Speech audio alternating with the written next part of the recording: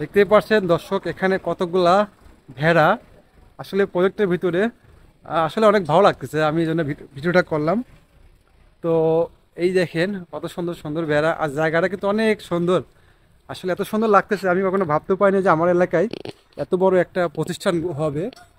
তো আমি আসলে এই জন্য ঘুরতে আসলাম। অনেক মোমেন্ট আমার কাছে অনেক সুন্দর লাগতেছে, এই জন্য আর কি আমি ভিডিওটা করতেছি। তো ভিডিওটা ভালো লাগলে পরে অবশ্যই একটা কমেন্ট করবেন। তো আসলে আমাদের মনে আছে আমি আমাদের গ্রামে না, আমি কোনো বিদেশি সংস্থা চলে আসছি। হ্যাঁ, আমি মনে হয় আমার কাছে মনে হয় যে আমি কোনো বিদেশে আসছি। তো আসলে এত সুন্দর লোকেশনটা, এই যে পাওয়ার প্ল্যান্টটা করছে, অনেক বড় জায়গা প্রায় কত বলবো আমার মনে হয় জানা নেই, তারপরে মনে হয় 400-500 বিঘা জমি, কিছু 400-500 একর জমি আর কি, এরকম প্রজেক্ট করছে। আসলে ভেড়াগুলা মনে হচ্ছে যে বিদেশি প্রকল্পে যেমন আছে না, অনেক সুন্দর লোকেশনটা।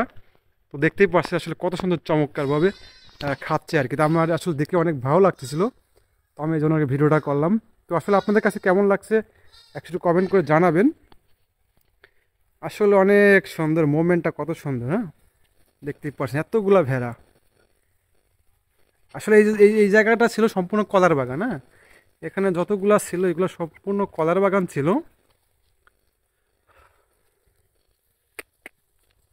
দরাস কেন এদিকে আয়। এদিকে কমে গেছে, তো এদিকে অনেক আছে। আসলে আমাকে দেখে ভয় করে, হ্যাঁ, আমাকে দেখে ভয় করতেছে, চলে যাচ্ছে। মনে হচ্ছে একটা বিদেশ, এটা আমার মনে হচ্ছে না এটা আমাদের বাংলাদেশ কিংবা আমাদের গ্রাম। তো আমার থেকে মনে হয় সম্পূর্ণ এটা হচ্ছে আমার বিদেশ মনে হচ্ছে। তো কারণ বাংলাদেশে এরকম প্রতিষ্ঠান আসলে অন্য কোথাও আছে কিনা আমার জানা নেই। তো যাই হোক, অনেক সুন্দর মুভমেন্টটা, কত সুন্দর লাগতেছে, ভিডিওটা আপনি দেখলে বুঝতে পারবেন।